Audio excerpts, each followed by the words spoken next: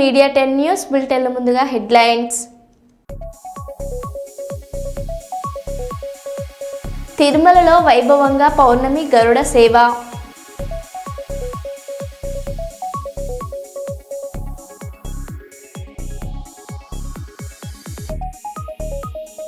కొసగిలో సిద్ధారూఢ వార్షికోత్సవం కార్యక్రమంలో పీఠాధిపతులు.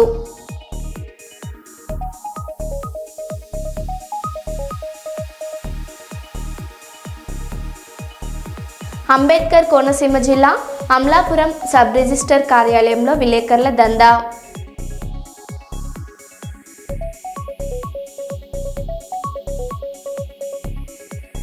మేడారంలో మంత్రి సీతక్క మీడియా సమావేశం.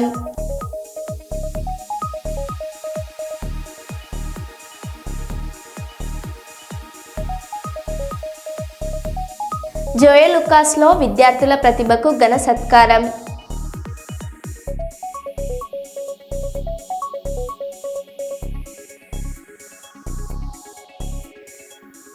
ఇక వివరాల్లోకి వెళ్తే, గుడిలో దేవుడు ఎంత ముఖ్యమో బడిలో ఉపాధ్యాయుడు కూడా అంతే గొప్పవాడని గజ్వేల్ పట్టణంలోని బాలుర ప్రభుత్వ పాఠశాల పాలమాకుల ప్రవీణ్ కుమార్ అన్నారు. ఉద్యోగరీత్యా పదవి విరమణ పొందిన సందర్భంగా ఆయన ఈ వ్యాఖ్యలు చేశారు. సిద్దిపేట జిల్లా గజ్వేల్ పట్టణంలోని ప్రభుత్వ బాలుర పాఠశాలలో ఉద్యోగ విరమణ కార్యక్రమాన్ని ఘనంగా నిర్వహించారు.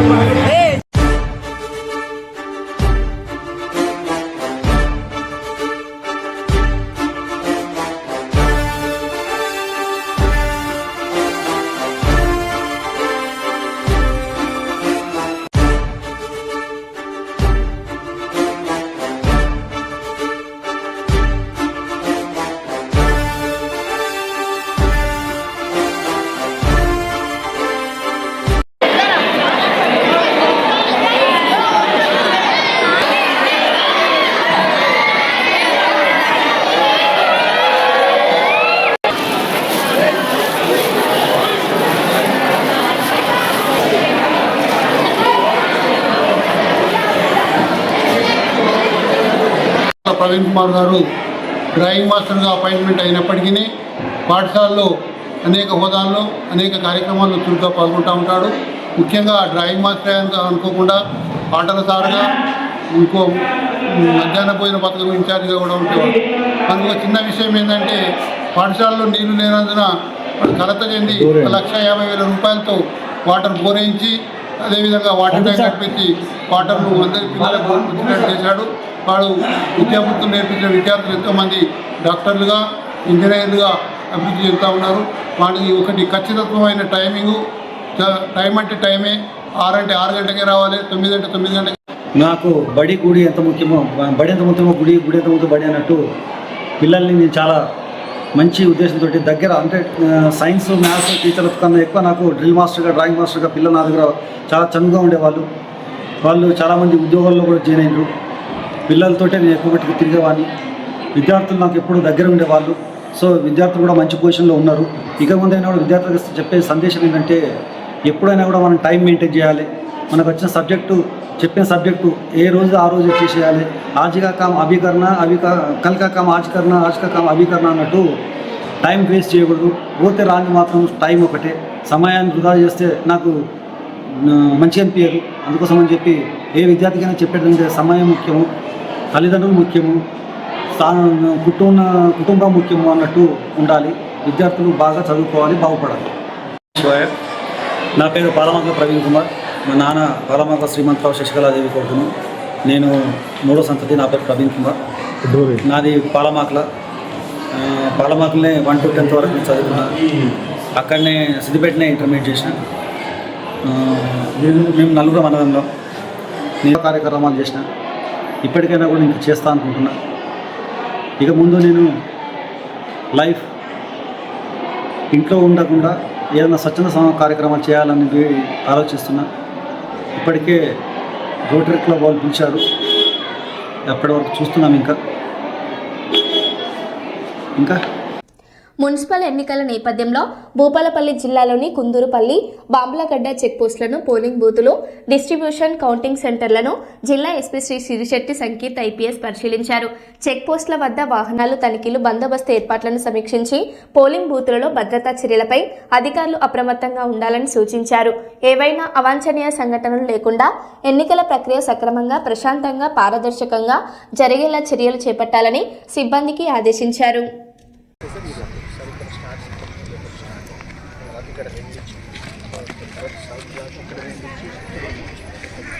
జరుగుతాం.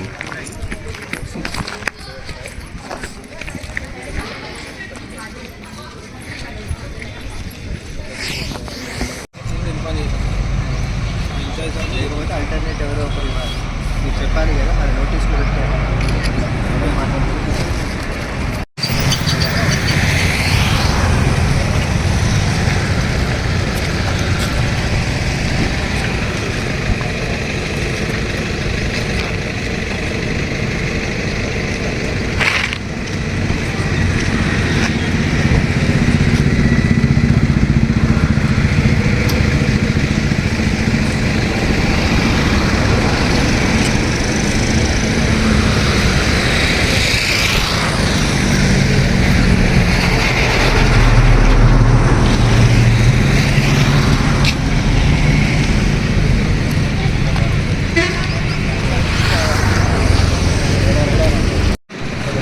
తమ్ముడు పాపం వాడే చెప్తాను. నేను చెప్తాను.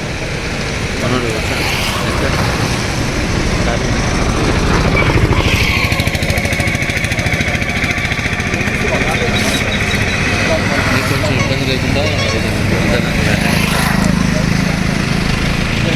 ఏ రాము రాము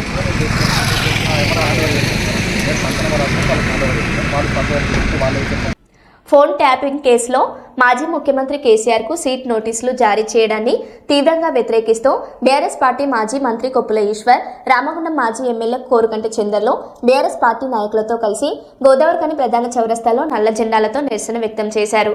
ఈ సందర్భంగా మాజీ మంత్రి కొప్పుల ఈశ్వర్ మాట్లాడుతూ, ఇంట్లో ఎవరూ లేని సమయంలో రాత్రి మాజీ ముఖ్యమంత్రి బీఆర్ఎస్ పార్టీ అధినేత కేసీఆర్ ఇంటికి వెళ్లి సీట్ అధికారులు నోటీసులు అంటించడాన్ని ఆయన తప్పుపట్టారు. రాజకీయ కక్ష సాధింపులో భాగంగానే కాంగ్రెస్ ప్రభుత్వం ఈ తరహా చర్యలకు పాల్పడుతుందని ఆరోపించారు. ప్రభుత్వం అధికారంలోకి వచ్చినప్పటి నుంచి ప్రతిపక్ష నాయకులపై అక్రమ కేసులు, నోటీసులతో వేధింపులకు దిగుతోందని విమర్శించారు. ఫోన్ ట్యాపింగ్ అంశాన్ని సాకుగా చేసుకొని కేసీఆర్ ప్రతిష్టను దెబ్బతీయాలనే కుట్ర జరుగుతుందని పేర్కొన్నారు. ప్రజల దృష్టిని మళ్లించేందుకు కాంగ్రెస్ ప్రభుత్వం దుర్మార్గపు రాజకీయాలకు పాల్పడుతుందని ఆరోపించారు. రాష్ట్ర అభివృద్ధి సంక్షేమంలో విఫలమైన కాంగ్రెస్ ప్రభుత్వం ప్రజల ప్రశ్నలకు సమాధానం చెప్పకుండా ప్రతిపక్షంపై దాడులు చేస్తుందని అన్నారు. ఈ కార్యక్రమంలో బీఆర్ఎస్ రాష్ట్ర నాయకులు కౌశిక హరి, నాయకులు గోపు ఐలయ్య యాదవ్, టీబీజీకేఎస్ అధ్యక్షులు మిర్యాల రాజిరెడ్డి, పర్లపల్లి రవి, మురళీధర్రావు, గుంపుల లక్ష్మి, రమ్య యాదవ్ తదితరులు పాల్గొన్నారు. తెలంగాణ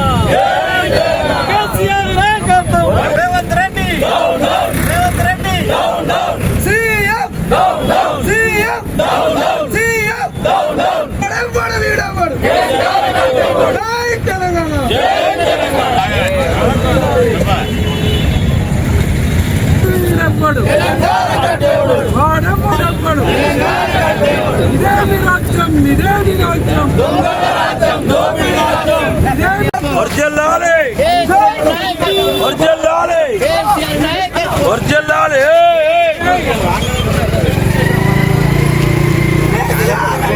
తెలంగాణ రాష్ట్రంలో ముఖ్యమంత్రి రేవంత్ రెడ్డి విధానం చూస్తుంటే ఒక అరాచకమైన అదేవిధంగా అణచివేత ధోరణితో ఈ ప్రభుత్వాన్ని నిర్వహిస్తున్నట్టుగా కనబడతా ఉంది.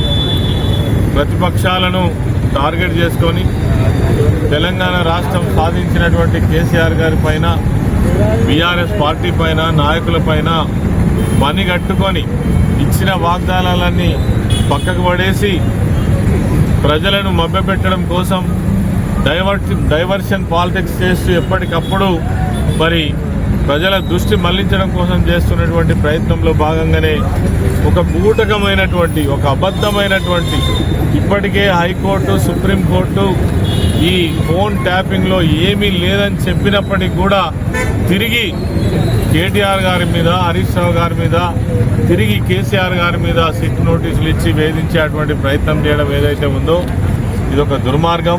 ఇంతకంటే ఇంకొకటి లేదు. ఎందుకంటే ఇప్పటికీ అనేక ఆరోపణలు, ఏ ఆరోపణలు కూడా పస్సలేదు.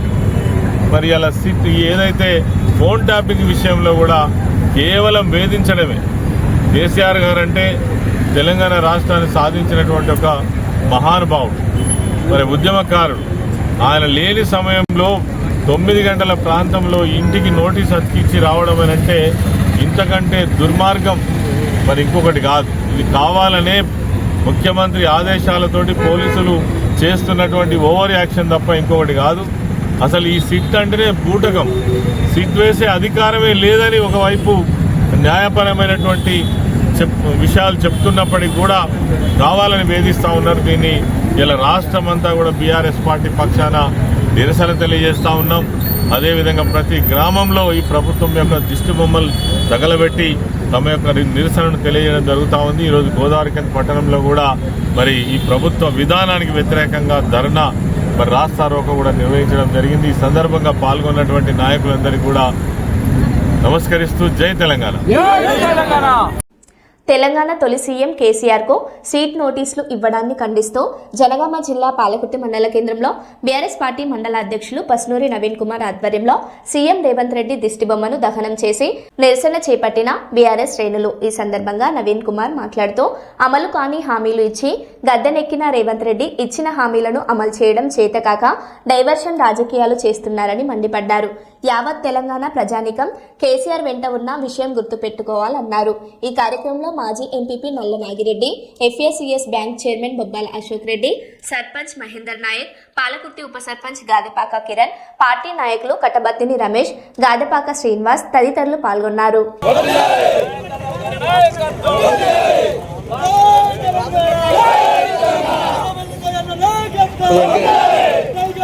మన తెలంగాణ ఉద్యమ సారథి ఈ రాష్ట్రం ఈ రోజు తెలంగాణగా ఏర్పడడానికి ఒక ఉద్యమ స్ఫూర్తితోటి 2001లో పార్టీని ఏర్పాటు చేసుకుని అనేక మంది ఆంధ్రవాదులతోటి, పెత్తందారులతోటి కొట్లాడి ఈ రాష్ట్రాన్ని సాధించిన వ్యక్తి తెలంగాణ ఉద్యమకారుడు కేసీఆర్ గారి మీద ఈ రోజు కాంగ్రెస్ ప్రభుత్వం వేధింపులకు గురి చేస్తూ అనేక కార్యక్రమాలలో ఎక్కడ కూడా ఈ రాష్ట్రాన్ని దేశంలోనూ ప్రపంచంలోనే తెలంగాణ రాష్ట్రం అంటే దిక్సూచిగా ఉండాలనే ఆలోచనతోటి పేద ప్రజలు, ఏ రకంగా రైతులు, అన్నదాతలు అనేక మంది ఆర్నిచలు కృషి చేసి ఈ రోజు ఈ రాష్ట్రాన్ని సాధించుకున్న కేసీఆర్ గారి మీద ఈ రోజు కావాలని బురద జల్లే ప్రయత్నం, వాళ్ళు ఏమి చేయలేక కాంగ్రెస్ ప్రభుత్వం రేవంత్ రెడ్డి గారు తెలంగాణ రాష్ట్రం ఏర్పాటు చేసిన ఉద్యమ నాయకుని మీద కావాలని సిట్ నోటీసులని, తప్పుడు ఎంక్వైరీలని, ఆయనే ఒక ఉద్యమ నాయకుడి మీద ఇలాంటి తప్పుడు కేసులు పెట్టి ఈ రోజు విచారణ పేరు మీద కాలయాపనతో ఆయన మీద కేసులు పాలు చేయాలని ఆలోచన చేస్తున్నారు. ఇది మొత్తం కూడా యావత్ తెలంగాణ సమాజం గమనిస్తా ఉన్నది. అలాగే రాష్ట్ర దేశవ్యాప్తంగా ప్రతి ఒక్కరు కూడా కేసీఆర్ గారి నాయకత్వం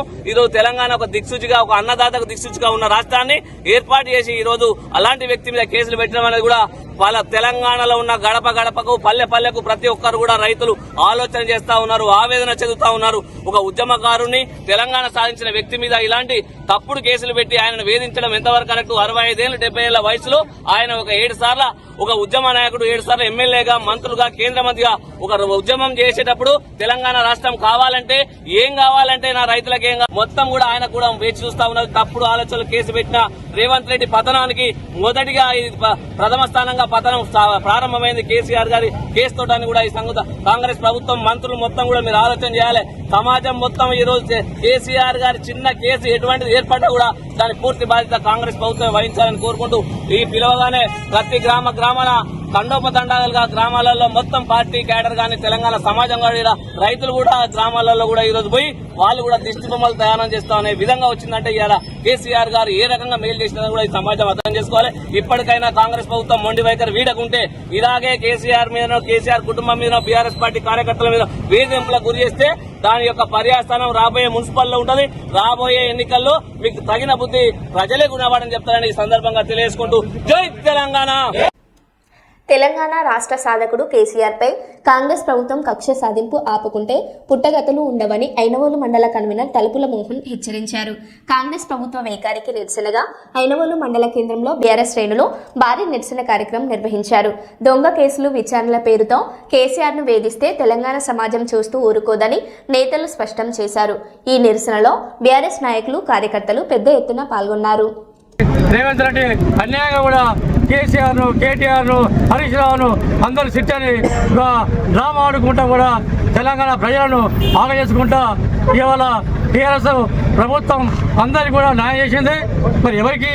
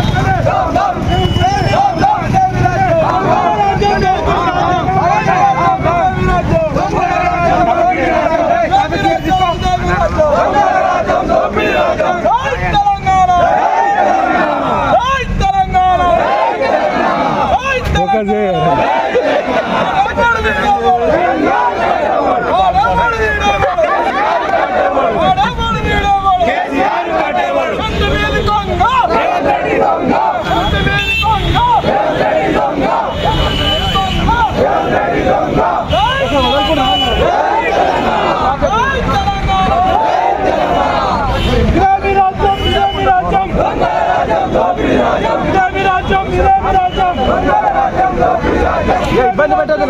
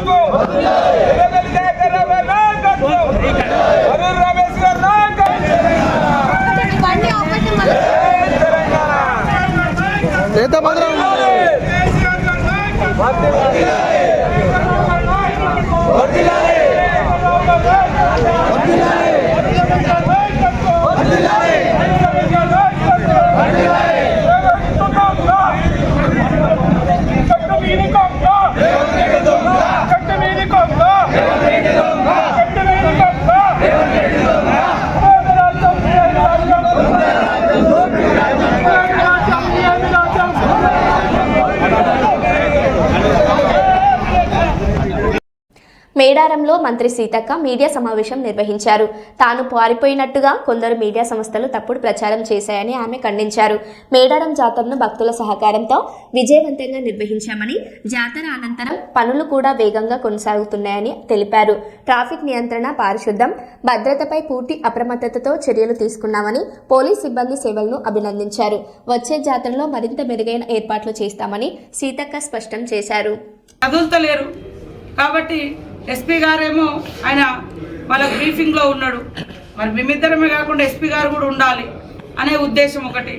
దేవుళ్ళను కదిలించాలి ఫస్ట్ అందరు, ఎందుకంటే గుమిగూడతారు వేల మంది లక్షల మంది దేవుడు పోయేటప్పుడు సాగనంపే కార్యక్రమాలలో ఉంటారు. మీరు కూడా చూసి నిన్న వీడియోలలో ఎంతమంది ఉన్నారు. మరి వాళ్ళు కూడా సేఫ్గా వెళ్ళిపోవాలి, అయిన తర్వాతనే సక్సెస్ అని పెట్టుకోవాలి మనమని మేము అట్లా వెయిట్ చేసింది తప్ప మేమేం తప్పు చేయలేదు, ఎవరికి తల ఉంచేది లేదు. ఆ దేవుడే మమ్మల్ని ఏమైనా తప్పు చేస్తే మాకు తెలియజేస్తారు. కానీ ఇంత సక్సెస్ఫుల్గా ఆ దేవుడి పండుగ దేవుడి సహకారంతో, దేవుడి దీవెనతోటి మేము చేసుకోవడం జరిగింది. మీకు కూడా మరొక్కసారి తాడువాయి, అదేవిధంగా ఇక్కడికి వచ్చిన ఏటూ నాగారం, ప్రింట్ ఎలక్ట్రానిక్ మీడియా, మరి ములుగు జిల్లా మీడియా సోదరులకు అందరికీ కూడా పేరు పేరున కృతజ్ఞతలు. మీరందరూ కూడా సంతోషంగా సుఖంగా ఉండాలని మనస్ఫూర్తిగా కోరుకుంటూ ఇప్పుడు కలెక్టర్ గారిని మాట్లాడాల్సింది. పోస్ట్ మేడారము మరి 5306 మందిని మరి పెట్టడం జరుగుతూ ఉంది.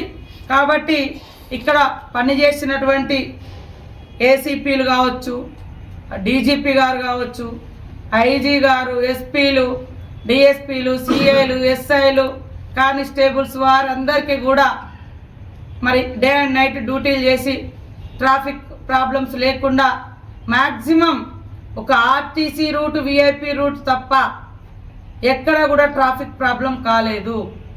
అంతటికి కృషి చేసి కోఆర్డినేషన్ చేసిన మా కలెక్టర్, మా ఎస్పీ గారికి, అదేవిధంగా రాష్ట్ర డీజీపీ గారికి, ఇక్కడ ఉండి పనిచేసినటువంటి ప్రతి ఒక్క అధికారికి ప్రత్యేకంగా ధన్యవాదాలు, కృతజ్ఞతలు తెలియజేస్తూ ఉన్నాం. ఇక చూసినప్పుడు డెత్స్ కూడా గతంలో మనము ట్రాఫిక్ జామ్ అనేది చాలా గట్టమ్మ కాడ ఉండేది.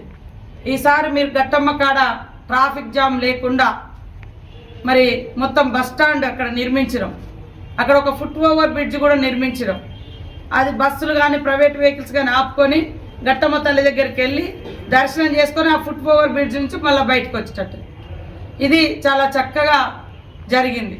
అదే కాకుండా యాక్సిడెంట్స్ కూడా నాకైతే ఇవాళ ఏదో జరిగినట్టుగా ఒక్కటి అంటే ఇన్ఫర్మేషన్ ఫుల్ క్లియర్ లేదు ఈరోజు. కానీ సమ్మక్క గద్దెల మీద ఉండి దైవ దర్శనం దగ్గరకు వచ్చినాక టాయిలెట్స్ కానీ ఇంక అన్నీ ఓపెన్ చేసినాం. మనము జస్ట్ 3 రోజుల ముందే టాయిలెట్స్ కానీ డ్రింకింగ్ వాటర్ కానీ వదిలేదు. కానీ ఈసారి 15-20 రోజుల నుంచి, నెల రోజుల నుంచి మెల్లమెల్ల స్టార్ట్ చేసి జాతరకు 10 రోజుల ముందు మొత్తం హ్యాండ్ ఓవర్ చేసినటువంటి పరిస్థితి. 5000 టాయిలెట్స్. తర్వాత Nagaram, Eturnagaram, electronic media, Tadvai, print electronic media సోదరులకు పేరు పేరున నమస్కారాలు. మరి జాతరను ఘనంగా నిర్వహించడంలో మీ యొక్క పాత్రను మన ములుగు జిల్లా మీడియా సోదరులు కానీ, Tadvai, Eturnagaram, electronic media, print media సోదరులు స్థానికంగా ఎప్పటికప్పుడు మరి భక్తుల సంతోషాన్ని, సమస్యలను మా దృష్టి దాకా తీసుకొచ్చి తల్లుల యొక్క ఘనకీర్తిని మంది వాళ్ళు ఇక్కడ నిరంతరం శానిటేషన్ కానీ, డ్రింకింగ్ వాటర్ కానీ, లేకుంటే ఇతరత్ర పోలీస్ సిబ్బంది కానీ ఇవన్నిట్లలో కూడా ఈ 5000 మంది ఉన్నారు. అదేవిధంగా ఈ 4 డేస్లో మరి అలాంటి అంటే పోలీస్తో కలిపి 30,009 సెక్టోరల్ వారిగా వారందరూ కూడా ఇదంతా నీట్గా చేయాలి. నీట్గా అంటే మంగళవారం వరకు వాళ్ళందరూ ఇది క్లీన్గా చేసిన తర్వాతనే వాళ్ళు వెళ్ళిపోవాలి వాళ్ళ డ్యూటీ నుంచి. ఎందుకంటే ఇప్పుడు ఈగలు స్టార్ట్ అయినాయి, ఇప్పటి వరకు ఒక్క ఈగ కనబడలే. జాతర తల్లులు వెళ్ళిపోయారు, పొద్దున్న నుంచి ఈగలు స్టార్ట్ అయినాయి. కాబట్టి మాకు వచ్చే భక్తులు ఎంతో ముఖ్యమో మా స్థానిక ప్రజలు కూడా ఈ ప్రాంత బిడ్డగా, ఈ ప్రాంత ప్రజాప్రతినిధిగా నా ప్రాంత ప్రజల యొక్క ప్రాణాలను కాపాడుకోవడం కూడా మాకు అంతకంటే ఎక్కువ ముఖ్యం. కాబట్టి మరి కలెక్టర్ గారు ఇమీడియట్లీ మీటింగ్ పెట్టిరు. ఆ మీటింగ్కు నేను కూడా వెళ్ళడం జరిగింది. వాళ్ళని ఆదేశించడం, ఎవరికైతే ఎక్కడెక్కడైతే సెక్టోరియల్గా ఇచ్చినామో వాళ్ళంతా నీట్గా చేయించిన తర్వాతనే వాళ్ళు అంటే లెఫ్ట్ కావాలని కూడా. మరో బులెటిన్లో మళ్ళీ కలుద్దాం. Stay tune.